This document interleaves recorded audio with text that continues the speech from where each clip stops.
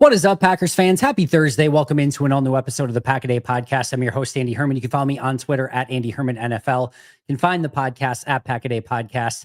Appreciate you joining us today. In just a moment, we're going to be joined by Justis Mosqueda as we break down the state of the Packers as we get into the bye week and, look at special teams and why they are the worst and why they're stupid and everything else. We'll get into all of that in just a moment.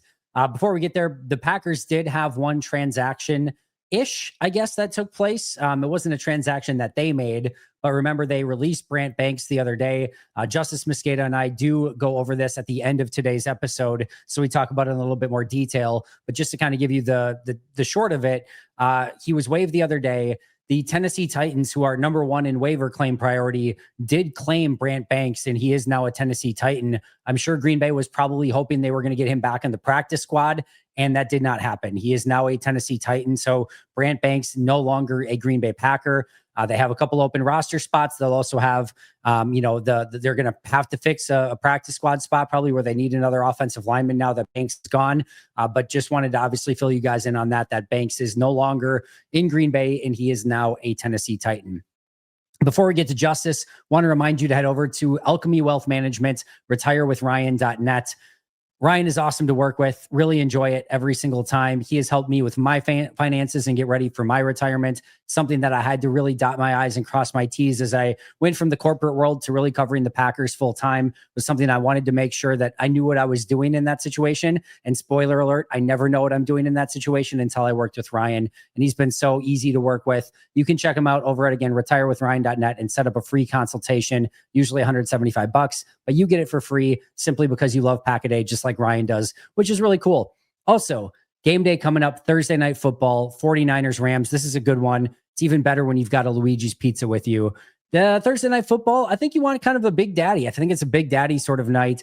Garlic dippers. If you haven't tried the garlic dippers yet, you've maybe dabbled with the pizzas and the pizzas were great and you love those. Now it's time for the garlic dippers. Now it is time to elevate your Luigi's Pizza game. You can get the Big Daddy garlic dippers. You are going to enjoy them. They have the right blend of garlic and cheese and crisp, and they're amazing. And now I want like 70 of them. Find them in your grocer, in the freezer aisle, of course, and get as many as you can because you're going to want to stock up to have them all season long, but perfect for tonight's Thursday Night Football with the Rams and the 49ers. Now it is time to talk to Justis Mosqueda. Fantastic conversation as always. I know you're going to enjoy it. Thanks for being here. Check out Justis right now. We are back with the one and only Justis Mosqueda. You can find him on acmepackingcompany.com, of course, on social media at JUMOSQ. Justis, it's been an interesting couple weeks. We will dive into all of it but before we get there, how are you doing, my friend? I'm doing great. Wish we had gone into the bye on a better foot, to say the least. But outside of that, nothing to complain about. Oregon Ducks doing pretty well. That was a nuts game. Yep. Watched that at like a massive sports bar in Portland. Felt like it was a playoff game. So I'm juiced. Love that for you.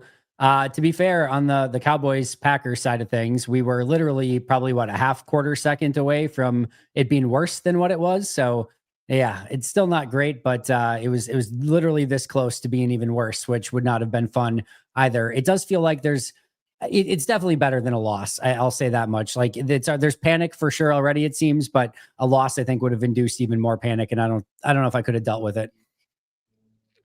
No, and that's probably why Matt got real conservative at the end of that game, and was like, a tie hurts less. A tie hurts less than risking a win. Yeah, I don't know how I feel about that. I know exactly how I feel about that philosophy. I don't like it one bit, but that's another story for another day. Let's jump right into Packers Cowboys. Obviously, all the key talking points have been discussed ad nauseum by now, but what were your sort of overarching takeaways from that game and stuff that's still maybe sticking in your side or that you still need to get off your chest? Well, the passing game really the offense looked pretty good. Yep. This is our best rushing performance by far. There was some interesting stuff on the offense that I'm still a little worried about. Like they try to play 12 a lot, 12 personnel, and they would put Musgrave and Kraft together on one side of the field. Yep. And their whole mentality was basically, hey, we're putting 2 extra guys over here, so you put 2 extra guys over here. Well, the Cowboys spun into weak side rotation a lot, so they're spinning opposite of it. Because they didn't think the Packers would run behind Musgrave. Rightfully And they so. were kind of right. They were Yeah. kind of right. Musgrave, I think PFF had him as like a 40 grade or something like that. And that was just off of his offensive grade and stuff. He got a massive uptick. We had seen for weeks, sort of the ships passing in the night of Musgrave snaps and John Fitzpatrick snaps. And then all that went to hell in this game. And they're like, yeah, Musgrave is our tight end too. And I don't know if they want that one kind of back. They did some interesting stuff schematically. They use Kraft and Musgrave a lot more in the slot and as outside receivers than in the first 3 weeks of the season. Obviously didn't lead to a lot of production on the Musgrave end. He had 6 yards receiving to show for all that. But I think they, a lot more screen game, stuff like that. And I think they wanted bigger bodies on the outside to kind of take advantage of that. We saw a lot more Matthew Golden in the slot and Dontavian Wicks on the outside in this game. That wasn't true in week 3. So it's kind of flip-flopped back and forth now for the past 3 weeks, basically since Jaden Reed went down, on who would kind of be the slot, who would be the outside receiver. I don't think we have clarity there. They can do both. And I don't think Christian Watson coming back into the mix potentially as soon as next week is going to help us get a clearer picture of that situation. Nope. So it's going to be interesting to see what this wide receiver group looks like. Once everyone gets healthy. Emmanuel Wilson, pretty good day. They've really started to knock off the Chris Brooks snap count. I mean, we saw so much Brooks in the first 2 weeks of the season helping in protection and stuff, and that's kind of been gone the last 2 weeks. I'm a little worried that they're gonna move on from him whenever Marshawn Lloyd comes up, whether it's the 53-man roster or the game day active, right? They need that guy on teams. Yeah. Like they really need that guy on teams. So yeah, I mean that's kind of my thoughts on the offensive side of the ball. Defense, like for giving up 40 points, okay? And I understand that that's a pretty big qualifier. Like Green Bay didn't allow that many explosives. Like there weren't that many plays of like 15 play. Like it's just, just like chop, chop, chop, chop, chop. Like that's how that game felt, where it wasn't even like third and manageables. It was like second and manageables. It was a whole lot of like 2nd and 4 conversions, and then the team just not being able to get off the field. Obviously the Devontae Wyatt injury was huge. The Sear Stackhouse, I think, ended up playing like 42% of the snaps down the stretch. So after Wyatt went down, bad is a way to put it. I think Stackhouse got like a 30 grade from PFF. I put up the clips up at APC of all the pass rush snaps, all the run defense snaps that he had. It's not good. No. Basically like the first 4 runs that he was on the field for, they ran it right at him. You could argue that 2 of the rushing touchdowns went, buzz right by his face. That was a pretty big deal. There was just messy tackling sometimes. And then obviously, Hobbs allows the 2 touchdowns. I thought he got benched. I forgot he went down with the injury. Yeah. And then he never ended up coming back. Carrington Valentine ended up replacing him. And then he had the play where in coverage, he ends up slipping on the tackle attempt. And, you get the yak touchdown. So nice couple little punches to the groin there at the end. But personnel wise, there's not a lot changing outside of the big Stackhouse jump and snaps. Like there wasn't anything too interesting from a rotation standpoint. Hobbs got, I think it was until Hobbs got hurt, which I think was like midway through the third or something like that. Yep. He was an outside corner on every single snap but one when he played in the slot, because it was like one of those weird cheetah things where, they like to play Hobbs in the slot, an obvious passing down. So I think they want to play Hobbs on the outside, and that's not great, because if you look at any of the numbers, man, like Hobbs might be a bottom 10 corner, and I know one of the 10 was Xavier Howard, and he just retired like today, like an hour ago. So not great. Obviously, he's still, coming back from injury, all that stuff, but not good. It's funny because I was calling for Carrington Valentine on Twitter. I'm like, put in Valentine, and then Valentine comes in and it wasn't great either for CV, which was not encouraging. It's funny though, because defensively, again, we're doing a lot of heavy lifting here for, again, a 40-point performance. I get that, but I watched this, and so first of all, if we're going to really do some heavy lifting here, 2 of the points are not theirs. It's 38. Another 7 is due to the turnover that is like 15-yard drive or whatever. That's like 31. So it's a little bit different than 40, not by a ton. But the interesting part of this one is they start, all right, take the touchdown before halftime away. I put that more on the offense. They start punt, touchdown, punt in this game. So it's like, in that the touchdown drive was like, they made them go 95 yards on 11 plays, which they did. Kudos to them. Tip your cap. But they certainly made them earn that one touchdown drive. And then, because you had the touchdown before half where Dallas is in it and everything's at their disposal, and Devontae Wyatt goes out, like now they start putting stuff together, and I think looks a lot worse at the end. I think if it's not for that touchdown before half, I think Dallas, they're assuming everything else kind of goes the way it did. They're down 20-9 at that point, 21-7 if you don't have the stupid special teams play. And Dallas is probably going pass heavy mode, and Green Bay can get into all of their crazy blitz packages and whatnot.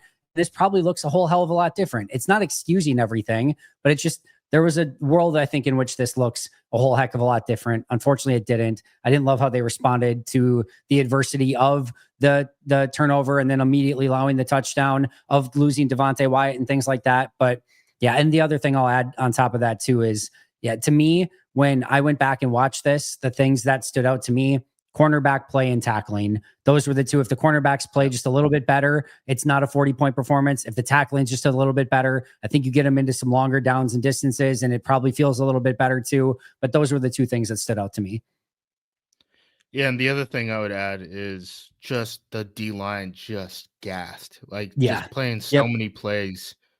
They were, by the end, they were spent. Like, midway through the fourth, they got a gun and no bullets. Like, it was, you could have done anything to that team. To your point, like, you can look at the drive chart, and they have like one drive of over like 15 yards. And then it's just like 75, 80, 75, 80. Like, they got tired. They just couldn't stop them from that point moving forward. And this is kind of one of the things that we talked about for the past couple of weeks, right? Where I was like, if one of the D tackles goes down and you can get these guys where you're not in an obvious passing script and you could still run the ball and stuff, like, you can kind of wear down this defensive line right now, because they don't have super deep rotations, especially at defensive tackle. And we for sure saw that on Sunday.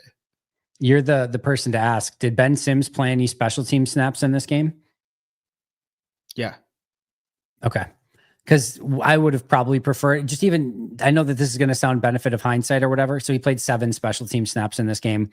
Played 7 special team snaps. And I would have preferred Warren Brinson to be active in this game over Ben Sims.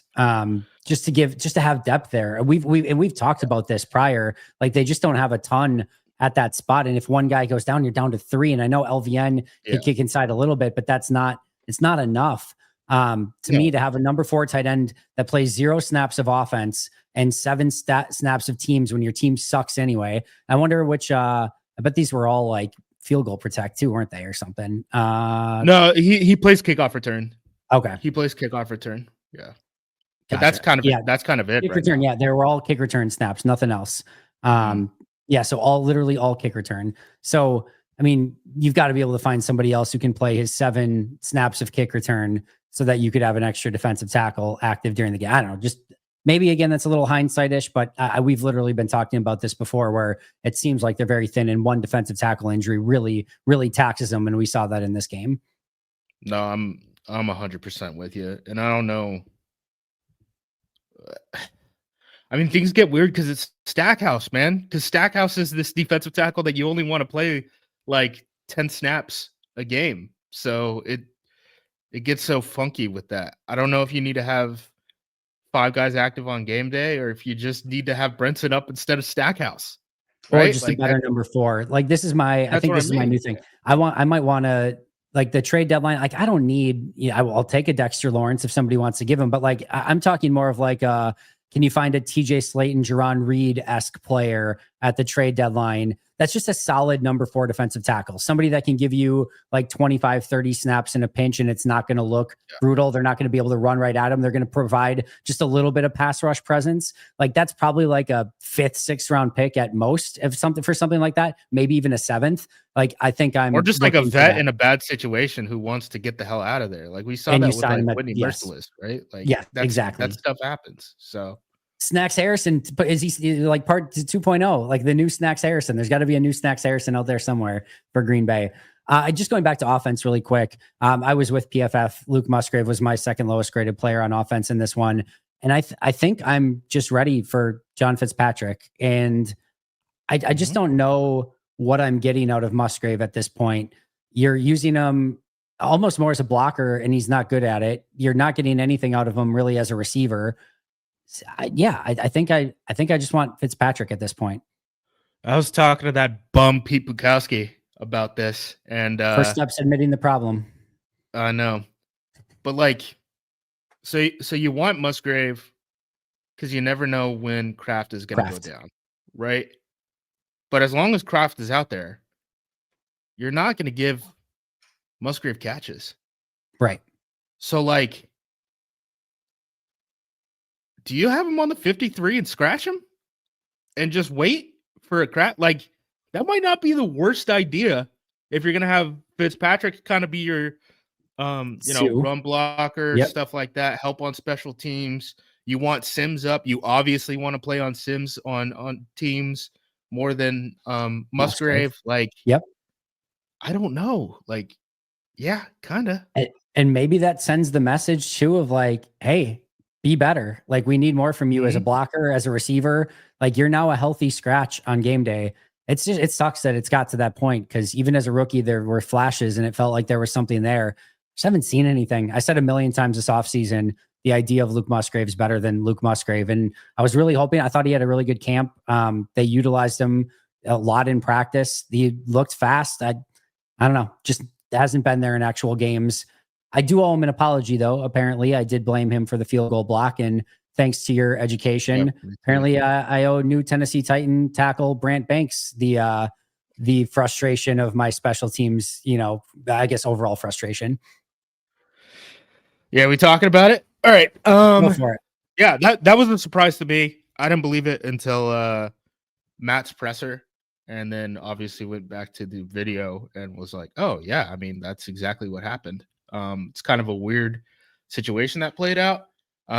Usually on PAT step down, you step down, right? And if you get an overload front, everyone takes the inside threat because that is the fastest path to the kicker and the kick being blocked. So you turn the outside guy loose. Packers didn't do that. Their plan was to intentionally kick that thing out, which Musgrave did, to his credit. And essentially, Brant Banks was supposed to take on a guy with his body and his left arm. And then the free rusher was supposed to come off the D gap off of his right side. And his job was to stick out an arm completely, straight across, right? Intersecting with that body and just kind of like push it forward with the strength of like his forearm. Kind of worked on the first play, got a piece of it. And even Matt admitted it was like, yeah, that was close to being a block. And then they just ran back out there and did the exact same thing. Brant's arm didn't get out the second time. Obviously, clear run through block. Elton Jenkins on the bench. Mind you, Brant Banks is, I went through it. I looked at the pecking order, the 13th offensive lineman on this team, because we were out 6 coming into this game. We have 3 on the injury list, and we have 3 who are out with injury but on the active roster in this game. Yep. This was something that we had talked about last week, Andy, where I was like, hey, offensive line is getting thin. Field goal protection's about to get weird. I wonder if they call up Elton Jenkins. Elton Jenkins is watching the block from the sideline. As soon as that play is done, the following kick after that, Elton Jenkins is off the bench and is playing his first field goal protection snap of the season. This team will never learn its lesson. They're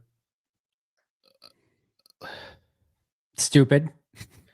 No, it's just like their draft and Stubborn. develop mentality is just so ingrained into the team that they still are like, veterans are going to get a rest.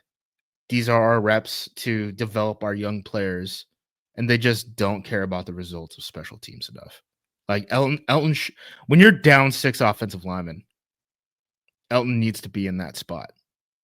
The special teams isn't like, or I guess field goal protection isn't like offense, defense. You can't motion guys around and sort of pick up your matchups and stuff like that. Like the Dallas Cowboys, if they know you have a weak link up there, they're putting the 2-on-1 on the weak link. And that's what we got. And it was frankly embarrassing. I think after the first snap, Bisaccia should have adjusted his kick protection strategy. Because if they knew that was coming, right, and it was, quote unquote close when they used the right technique, you're playing with fire immediately. So 100% will put that on Bisaccia. But Matt's got to let Bisaccia use some of these players too, man. I think it's really 2 positions, right? Or 2 phases of the game, because special teams is weird because you can look at it as like 1 unit, or you could look at it as like 6, right? Yep. Or maybe even more granular than that. I think special teams is relatively actually in a half decent spot outside of field goal protection, which has cost us 2 wins now, right? I don't think that this is going to be a huge issue moving forward, because I think based off of the fact that they waived Banks, you they're silly man. You silly man. I know. I was worried about it last week though, right? I know. So I'm a little bit of Chicken Little too about this type of thing, and I'm not worried. I'm a little bit cool moving forward, because I think that they're going to get back some of these offensive linemen. It's going to be less of a big deal, right? Because Brant Banks isn't going to have to play. And then the other one to me is returner. Savion Williams has gotten 10 kick return attempts. He's taken 1 past the 30 so far. That's not good. Matthew Golden has gotten 13 punts kicked at him. He's caught 5 of them. That's insane. That's getting dangerous, man. That's insane. Like the way that these balls are bouncing on the ground, and he's not feeling like it's going to hit one of his teammates' calves, and it's going to be a turnover. I know the Matt crazy thing is, the crazy thing is, I've been at practices where if a returner lets the ball hit the ground, Bisaccia is going ape. Like he is going insane because you let the ball hit the ground. Like it is like I've heard it on the sidelines multiple times. Like you don't let the ball hit the ground. You don't let the ball hit the ground. You don't let the ball hit the ground. And obviously it depends maybe on the situation, if it's inside the 5, whatever. But like he's literally preached. I've seen it in practices, and yet here we are with somebody who does not feel comfortable enough to field the vast majority of the punts that he's back there to field. Yeah. And hey, you know what would be great, Andy? If a returner, like even Matt brought up, he was like, they look great in practice, right? But obviously, the game is a different type of situation and all that stuff. Yeah, for sure, because you're not going live.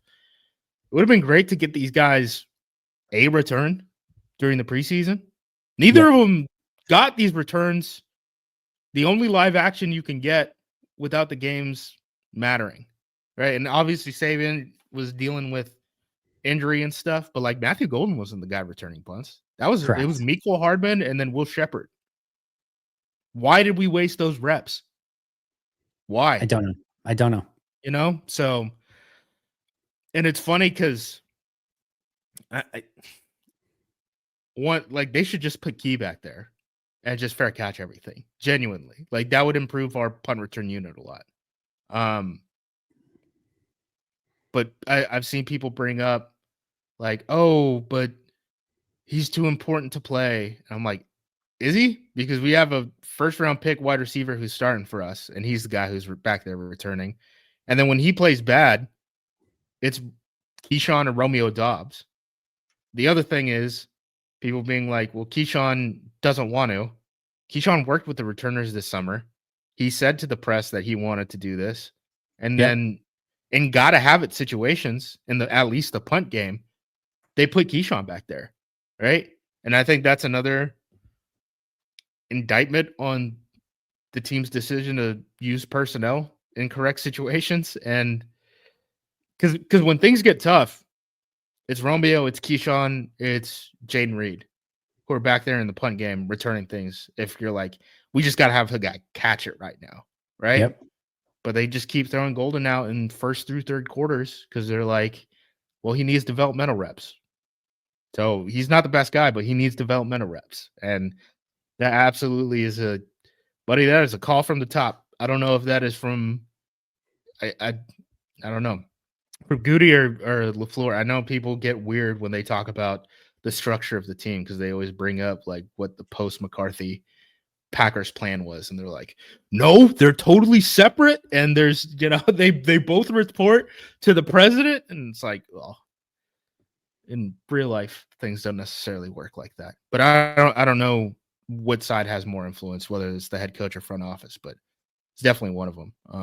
This seems to be a piece of news for people that like special teams coordinators don't just get to use whoever they want. Correct. Yeah, like if they had it their way, it'd be defensive starters across the board, right? And like Josh Jacobs would be returning kicks. Like that's how this stuff works. I'd talk to coaches when or special teams coaches when I coached during the pandemic season because I hadn't coached special teams before. So I called a bunch of college guys, some who had experience in the NFL and stuff like that. And like the number one piece of advice I got consistently was like advocate with your head coach to get the player, like the star players involved on special teams. Don't let them just make you use the backups and stuff. Like that's kind of like the number one part of the job because you're not practicing special teams a lot. Not Andy, special teams preparation looks a whole lot like what we're doing right now, sitting on our asses and talking to each other. There's not a whole lot of it actually being done on the grass. Like you're going to get it done. If it's a home game, it's going to be a Friday walkthrough. You're in shirts and shorts. You're not even really wearing a helmet or anything. If it's an away game, you're doing it in a hotel ballroom. That's what special teams prep looks like in the NFL, especially during the season. So, yeah, it's a lot of meetings, a lot of talking about it. Could have been an email based on what I've seen so far. They got to get it fixed, and I'm with you. I don't know that they will. I don't know that they take it seriously enough. The thing that's frustrating is it felt like when they hired Bisaccia, they gave a big contract to Bisaccia. They let him hire 2 assistants. And we have seen like this isn't the old situation where your 51st, 52nd, 53rd guy are Tim Boyle, Alex Light, Raven Green, Yash Nyman, whoever it is, like bottom of the roster, true draft and develop or undraft and develop sort of players where you're just like, well, we don't want to release them. Vernon Scott, etc. It like now those guys are Zane Anderson and Nick Neiman and, in the past, Dallin Levitt and, Bo Melton. They've basically like reinvented his position so that he could stay on this team as a literal 4-core special teams guy. And it like they are putting roster positions and money into the coaches and all those sort of things. And it's the same damn stuff. And the stuff that is so frustrating, Justice, is you literally lost a game in week 3 at the end of the game because of field goal block protection. And the very first kick that you have in this game is damn near blocked. And so warning shot, hello, like still a problem. Heads up. Like we're telling you, we're actually giving you the warning ahead of time. This is still an issue. And then you've got like, it's not like Rich had much to do between the time of the one field goal kick and the other field goal kick. There's nothing done between the next one. And now it's a big issue. And obviously Banks is at fault too, not putting his arm up or whatever. But the same thing freaking happens. Like literally 3 kicks in a row could have been blocked from the end of the Browns game to the 2 first ones in the Dallas game. That's insane. It's nuts. And again, I think some of that goes on to Rich too, right? For Where sure. I don't think it's just a personnel decision. That technique is pretty wild. Like I know I texted an NFL guy. He thought Musgrave blew it, right? Because he was like, why would you kick out in that situation? And then, the LaFleur presser, he's like, yeah, the tight end, and not tight end on the Packers.com roster, right? The actual guy who lines up at tight end at that position in that play is Brent Banks, has to stick his arm out. And I was like, huh. And then I went back and looked at the clips and was like, oh no, it's a pretty weird way to do a 2-on-1, especially with your, again, 13th offensive lineman in the pecking order. Yeah, they needed a better plan.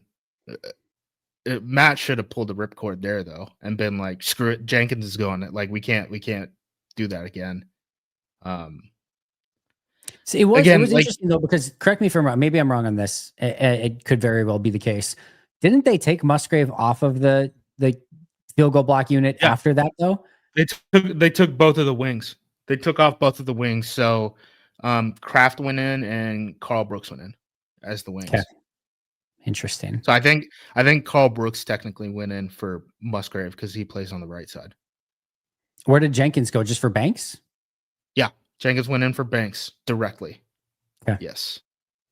Yeah, I mean, to your point, special teams, like they are investing some at that position.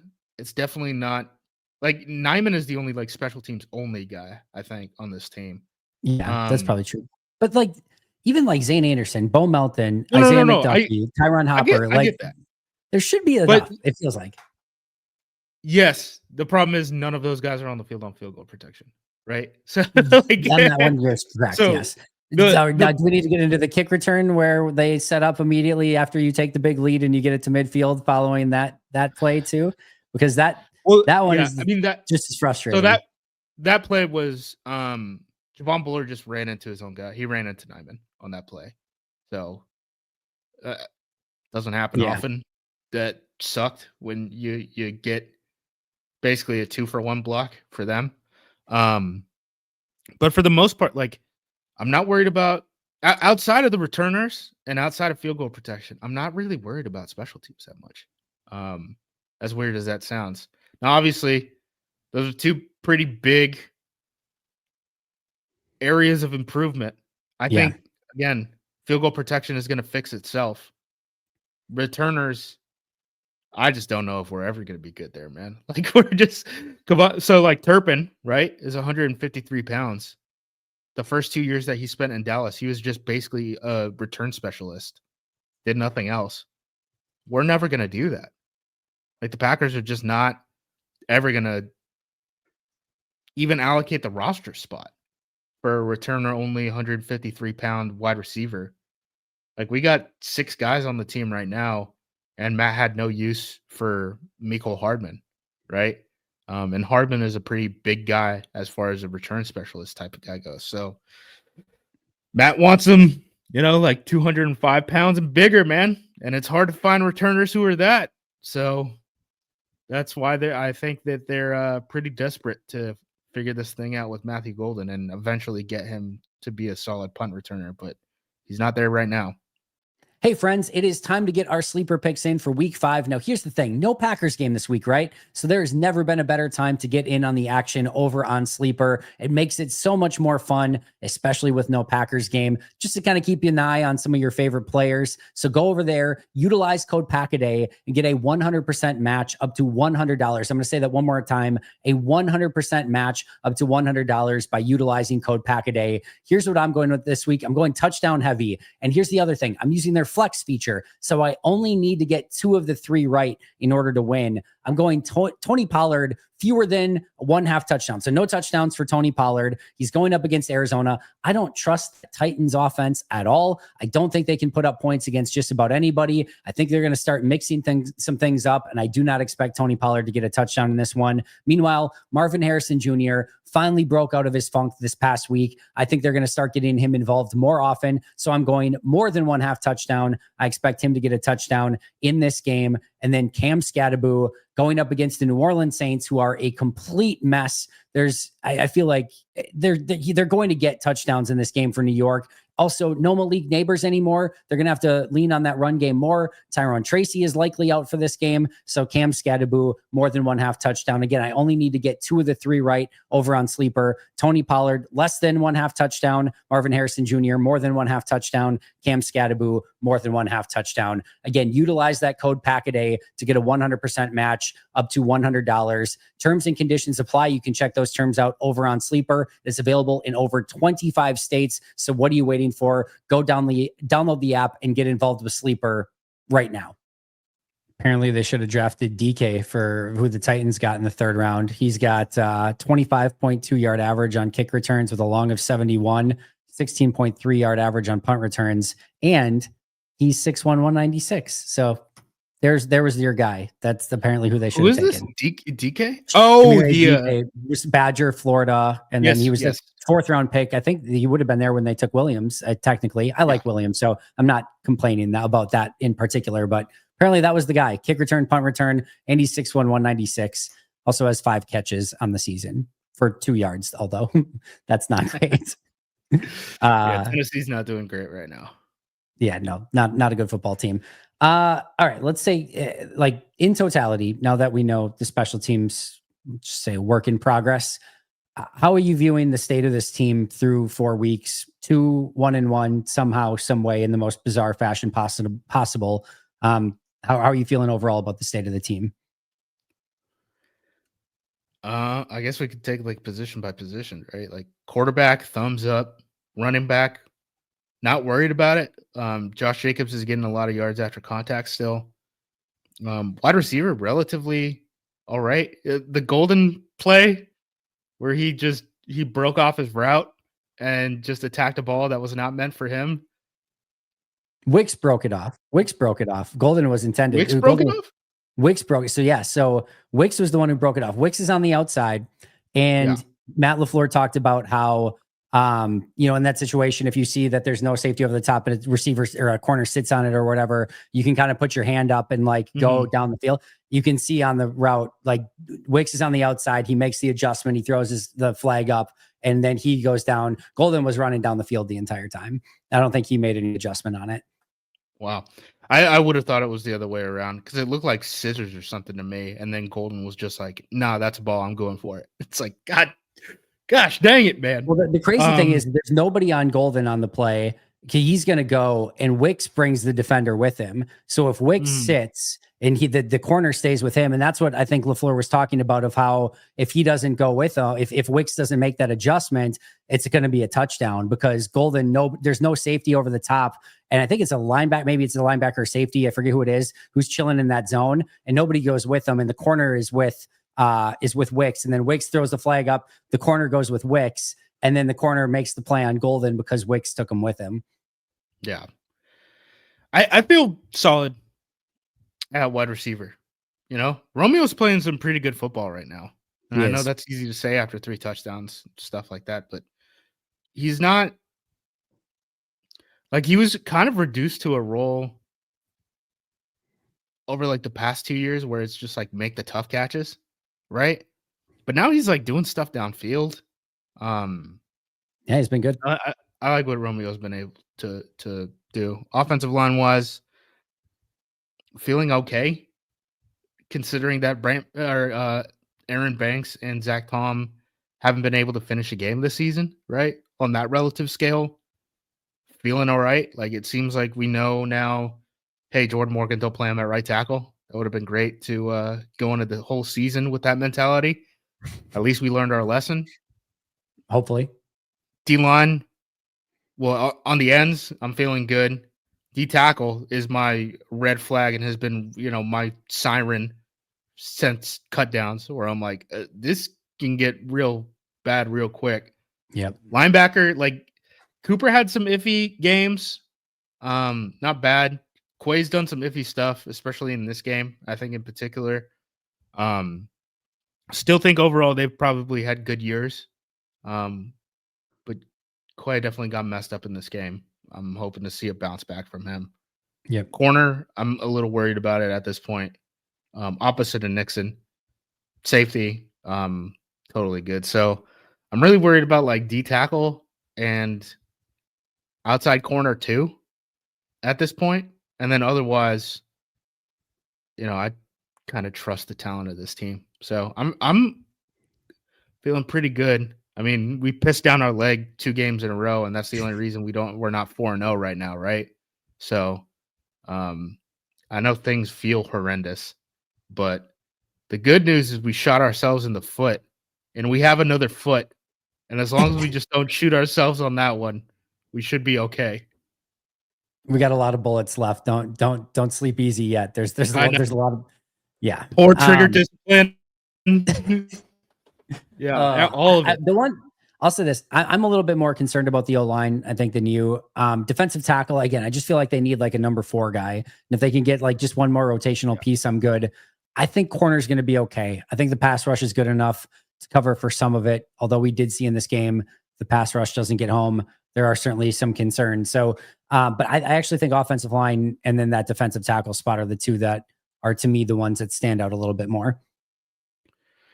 I think one of the weird things too, like people just don't know what to do with a quarterback playing very well. And people are so weird about Dak that it's like he doesn't get the credit for it sometimes. I'm a Dak guy. I'm a huge Dak guy. I love regular season Dak. Postseason Dak still is a work in progress, but regular season Dak is freaking awesome. He's moving in the pocket. He's evading pass rushers. Some of the pass rushers are getting there. From a progression standpoint, great job. Like it's just kind of hard to play against a guy who's just always going to be on time and is going to make some pretty good decisions. Had answers to everything. Yeah. Obviously Pickens has had a couple nice plays, and like that dude's a freak. I understand that he hasn't made all pro lists and stuff like that, but like at SB Nation, we had like interviewed, I think, multiple Georgia Bulldogs, and I remember guys like N'Kobe Dean and stuff on those championship teams. We'd ask him like, who's the best, who's the best player you ever played, at the college level? And they're like, oh, my teammate, wide receiver George Pickens. Like, he is insane. He is the best player. And that's, a team that had like Jordan Davis on it, right? And like, Jalen even Carter. if you want to go, Jalen Carter, Nolan Smith, right? If you want to go on like just like the freak body type thing, right? Like Darnell Washington was on that team. Bowers was on that team, and they're all like consensus across the board. They're like, no, George Pickens. George is the best player that I've seen, whether it's my teammate or someone that we win against on these title runs. And I'm like, that's pretty nuts, but I kind of get it. So he's a stud if he can just kind of stay out of his own way sometimes. Yep. Yeah. He's an absolute stud when he wants to be, that's for sure. I know you wrote as well. We've talked a little bit about a couple of these players, but you wrote about the free agency class, and it's not exactly been great so far. The 2 cheap ones, Hardman and Simmons, are of course gone, not on the roster anymore. The 2 expensive ones, Aaron Banks and Nate Hobbs, as you've mentioned, have struggled to stay healthy. And when they've been on the field, the results haven't exactly been encouraging so far. I think this is a big thing. I think they are going to need, I think that like, I don't need Pro Bowl play from either of them, but both of them need to be solid starters for this team to really kind of hit their ceiling. Yeah. And so far that's been a bit of an issue. Yeah, for sure. And when we're talking about a team that is going to push cap hits moving forward, right? The thing about these cap hits is if you're doing salary conversions, it really only makes sense to do them as long as you want to stretch out these contracts. And for those contracts to be stretched out, you have to want to carry that guy on your roster for multiple years. Once these guys go bust, you don't want to stretch out and convert their salary and all that stuff, right? Because you end up net at the end, within a year, you're paying the same amount of salary cap. So why does it even matter, right? So these contracts become obstacles. And yeah, they definitely need Hobbs and Banks to become starters for this team. And at least net neutral type of starters. Yep.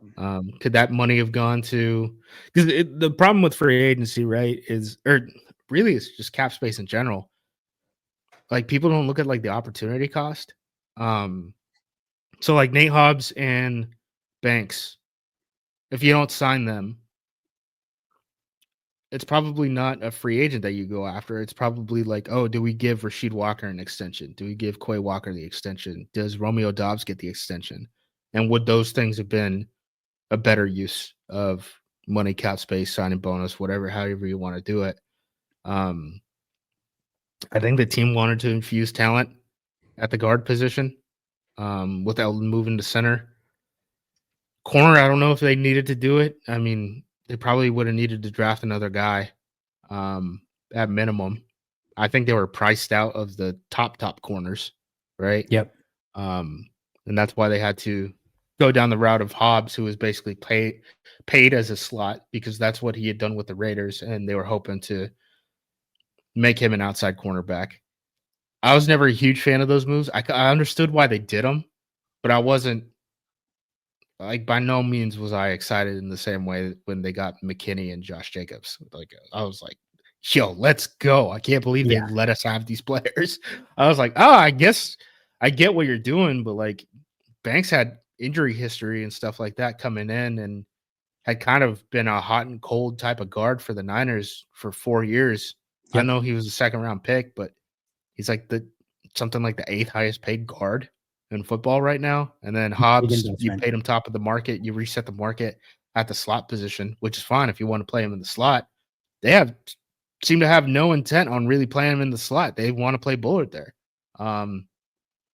So you're paying top of the market slot corner money to convert a guy's position in year 5. A little shaky, especially after he had the meniscus issue and stuff like that. Don't know if Yeah. there's some buyer's remorse there at this point, but definitely not best case scenario. It is not. I'm somewhat hopeful that both of those players can bounce back. When I did the tape study of Banks and San Fran, again, not a world beater, but like a solid offensive guard. Like they could use a solid offensive guard. Like not a negative guard. Like you put him out there and you're fine, right? Like he's somebody that you can win with. Certainly not because of, but then like in this one game, he certainly did not look that way. If he can play like he did last year in San Fran when he was healthy, like he'll be a value add on that. And like Hobbs looked really good in camp. I know it's just camp, it's just practice, whatever. It's not the be all end all, but he looked way better in camp than he did look at any point in those the what we've seen from him in the regular season so far. Again, it's just practice, whatever. But I don't know. I'm remaining semi Also, hopeful the that injury, I'm definitely willing to give a lot more leash to Hobbs with the procedure that he had done and stuff like that than Banks, because it kind of looks similar to what I had seen from Banks in the past, which is not bad. It's just not damn, that that's much. funny to be okay. Yeah, not what you were hoping for, to say the least. Next quarter of the season is interesting. Obviously, we have the bye this week, but the 4 games following: Bengals at home, at Cardinals, at Steelers, Panthers at home. It feels like, Justice, that this is a very winnable 4 games for Green Bay. How are you feeling, and what do you want to see in this next quarter of the season? Yeah, I mean, they should smother Cincinnati. Yep. Passing game is bad right now. Offensive line has been horrendous. I think they're running for like 2 yards a carry or something like that. It's not been good on the Bengals offensive side. Joe Burrow will not be returning for the Super Bowl. Spoiler alert, Bengals aren't going to be there. Defense hasn't really been good either. They're not getting much out of Shamar Stewart. He's been banged up and stuff like that too. I think Trey Hendrickson is leading the team with like 2 TFLs or something like that when I checked. It's not been good. They get some picks from their safeties. That's pretty much it. Yep. Who is it? Cardinals after that. Cardinals are a weird team. Like, yeah, we'll see what the status of like the Kyler Murray and Marvin Harrison Jr. connection is like by week 7 because that thing is like a roller coaster right now. I definitely think that there's ways to take advantage of that team, though. They play real light on defense. You can get after them a little bit. Okay. Steelers is going to feel like a Super Bowl no matter what. Like, throw the records out, all that stuff.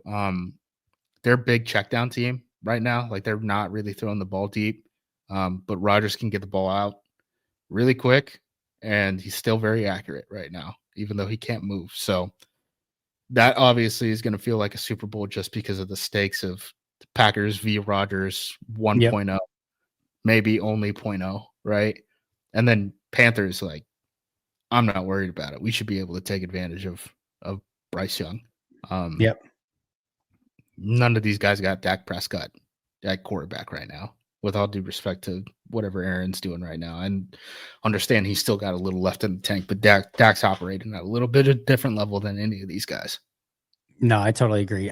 I'm very optimistic about this next quarter of the season. Now, granted, I was very optimistic about Cleveland and Dallas in those two games, and that did not exactly go according to plan. So, as you said, if they can just not shoot themselves in the leg, foot, or any other appendage, I feel really good about this. But obviously, they're going to have to go out and do it, and I need them to go out and do it. I need a little bit of, I need a nice little run here so we can get off the panic mode and just enjoy this next portion of the season. That's what I'm hoping for, Justice. I want to, before we get out of here, I want to touch on the weird Brant Banks of it all. Let's do it. This is down. what you and I were meant to do, is talk about the weird Brant Banks of it all. All right. So Packers are banged up. They're out 6 offensive linemen. They call up Brant Banks to the active roster. Why do they do that? They could have just used him off the practice squad and called him up, right? They only used one of those call-ups this past game on Justis Smith, the other offensive lineman that they had active. I guess from the PS. They didn't want to exhaust his second practice squad elevation. So their plan was, we'll bring him up to the 53. Then we could take him back down to the practice squad and have 2 more elevations for the remainder of the season. And then there was also the issue of the Cleveland Browns needed a tackle because Dawan Jones went on injured reserve, and his offensive line coach, or his head coach, Bloomgren at Rice, is the offensive line coach for the Cleveland Browns. So you move him up to the 53. You protect him from being a practice squad poach, all that stuff. You preserve the practice squad, the second of 3 practice squad call-ups during the season. Cool. Perfect. The Browns end up trading for Cam Robinson, right? So, hey, coast is clear. We can waive Banks now, and no one's gonna, claim him. Nope. Tennessee Titans pick him up. And that's a really interesting situation. So I don't know. So it's interesting that the Titans picked him up off of waivers, but didn't poach him off of the practice squad. And that's because if you poach him off the practice squad, you have to guarantee him 3 weeks, at least minimum salary. And even you could cut him, right? But you still have to hold that roster spot on the 53. Well, if you pick him up off of waivers, you don't have to do that. So it kind of played right into the Titans' hands. So such a weird situation where they really try to protect this guy from getting poached by the Browns, try to preserve his practice squad call-up, and then he ends up he's Tennessee Titan right now. So the Packers have 2 practice squad offensive linemen. It's Dalton Cooper, who was a pickup after cutdowns from the Kansas City Chiefs, and then Justis Smith, who is on his 4th stint with Green Bay and re-signed with the team this past week. I don't know, maybe you have inside information. Do you know that for sure the Browns were trying to poach him off the practice squad? I do not know that, but I do. Yeah, the Bloomgren coached at Stanford. And like I've said many times before, I have way too many Stanford people in my life. So I've been very aware that he's at the NFL level now, and I was always it just made a lot of sense. So a couple things that are interesting to me. There have been, like, over the past week and a half, there have been, I think, 3 or 4 offensive tackles and offensive guards and tackles, mostly tackles, poached from other teams off of practice squads. So this has been, like, it's been happening a lot. And like you said, Cam Robinson got traded. So teams are, like, actively looking. I wonder if Green Bay got, again, a hint last week that there were at least people that were looking around for offensive linemen, maybe the Browns and maybe other teams too. And so, again, wanted to make sure that they had him with as short as they were on offensive line that put him on it. What I'm intrigued by is they don't need I guess if you're, all right, maybe you know this, maybe you don't. If you're on the active roster for the bye week, is that a paid week? Is that one where you're actually like, I don't does think that so. count? It's game checks. It's game checks, right? So Yeah. there's no advantage to releasing him now. If anything, wait another week. The other thing I would say too is like, if you're gonna do it on like Saturday or whatever, or like the Friday, like the right before the regular season week, and then it gets a little bit more of like, are you going to claim them right before the game and things like that? There's just a little bit more ways that you can kind of like game that up to try to protect them a little bit more. Just was weird that they were like, early in the week. Yep, we're cutting them. I guess maybe they just thought they were going to get him back, but clearly they did not. Maybe they didn't care. I don't know. Maybe. I mean, maybe it was because of the field goal protection and all that stuff. But as far as I know, Cooper is a guard, right? Dalton Cooper, I believe, is a guard. Yeah, so they don't have a tackle on the practice squad right now. So things are getting a little thin real quick there too. Caleb Jones coming back. I think Kadeem Telford's gone. I think he's on somebody's practice squad. Who else did they have? I thought there was somebody else, but yeah, I don't know. There's not much. I mean, if things get real bad, like Issa Pola is like on. Well, no, he's a Jet now, right? He's a Jet active roster. I really liked him too. I was surprised KC cut him, to be honest. But yeah, the Jets. He's been inactive every week, but he's on the Jets. Yeah, I don't know if you really need it, put the screws to the personnel department, tell them to find someone. Just for whatever it's worth, I thought Cooper was a guard too. On the Packers roster, they do have him listed as a tackle, and he is 6'6", 326. So there you go. Okay, I guess they consider him a tackle. Cool. Maybe they do. Maybe they do. Maybe they don't. I don't know. You never know with them. Like they had. I know Lucidas isn't playing tackle. I know that. Yeah. They have Jonathan Baldwin as a corner for all of training camp, despite him lining up at safety and working with the safety group every single day in training camp. So you never quite know with their roster, but he is listed as a tackle on the roster for whatever it's worth. All right, Justis, any final thoughts before we get out of here? No, other than special teams wise, right? Seeing a whole lot of fire Bisaccia. You guys are frustrated, all that stuff. This team still isn't, again, whether it's game day decisions where they're not putting their best players in the best situations, or just personnel wise where they're just not investing a whole lot, where, hey, Aaron Mosby isn't on this team this year, right? And situations like that. We don't have a real returner on this team who has any sort of experience outside of Keyshawn, and we're not playing Keyshawn. Like, you guys know what it will look like if we fire Rich, right? We're just going to do an internal hire. Yeah. And the team is going to throw their hands up and say special teams is more trouble than it's worth. And we're going to be 32nd again. Like, this team is so focused on the draft and develop stuff that I don't know what the special team stuff is going to look like during this title push. I see all the stats, and it's like Packers are like 32nd basically every year since their Super Bowl. It's like, yeah, well, 2011 is when the CBA rules changed up and you changed all the practice rules and stuff like that. And you don't have the time for draft and develop guys in the same way that you did in off seasons. And the team hasn't really adjusted at all. So that's a thought, right? The other thing too is, like, if you go to market for a special teams coordinator and they realize you just fired Bisaccia, who has gotten head coaching interviews since that he's been here. He's had several decades of success, Super Bowl winner, all that stuff. What kind of a special teams coordinator do you think that you're going to get? Because I think those special teams coordinators are going to be like, oh, they really let Bisaccia out to dry.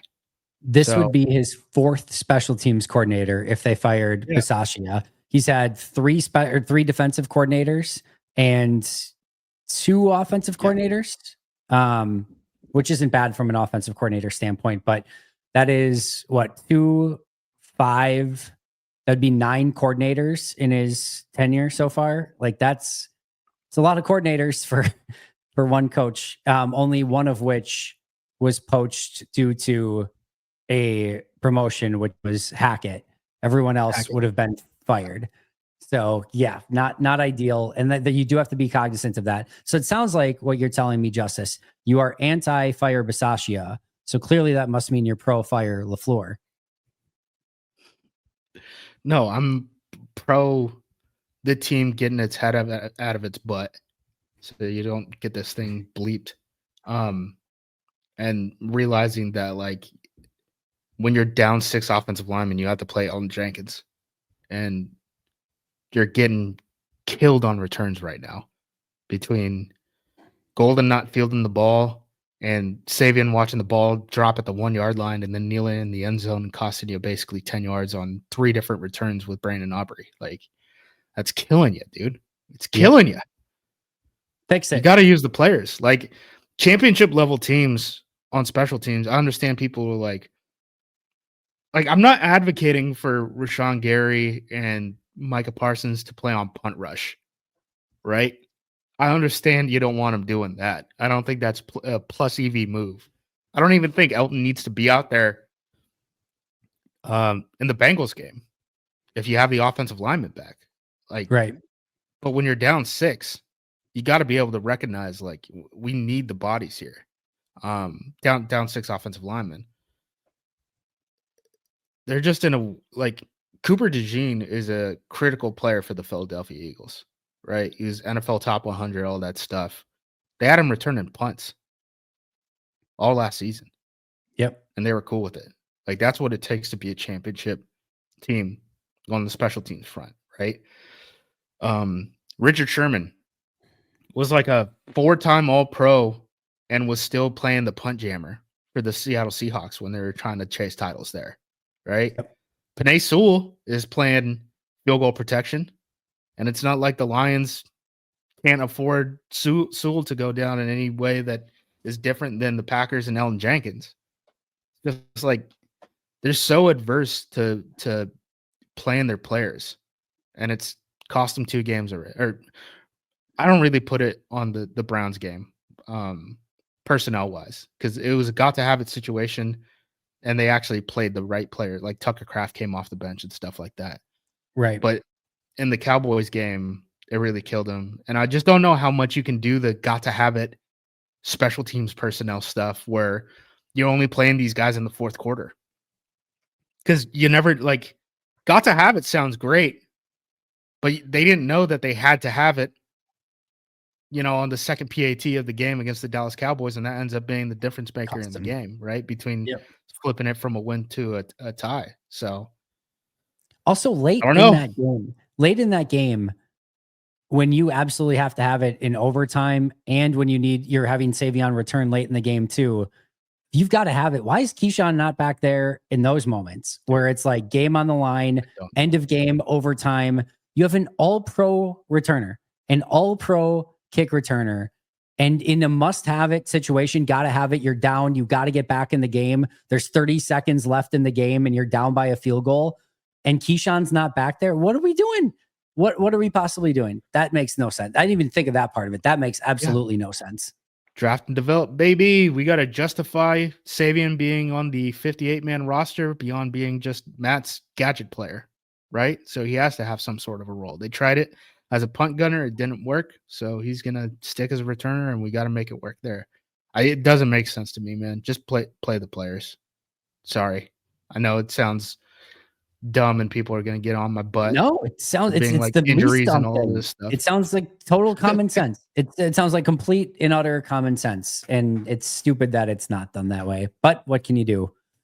Except hopefully get better from here on out. Justice, I cannot thank you enough. Special teams are stupid. Where can we find all of your work? AcmePacketCompany.com. Again, have the cut-ups of have the breakdown of the field goal stuff, have cut-ups of all the returns if you guys want to watch those things on video, have cut-ups of the Nasir Stackhouse stuff, both versus run and pass, so you guys can check that out. The detailed snap counts, any of the news that is coming through. I got you covered. I've been basically working nonstop since that game kicked off. So You are a legend, my friend. We appreciate you more than you know. Go follow him on social media at JUMOSQ and on acmepackingcompany.com. You can find me at Andy Herman NFL. That's going to do it for us today. But until next time, and as always, go Pack Go.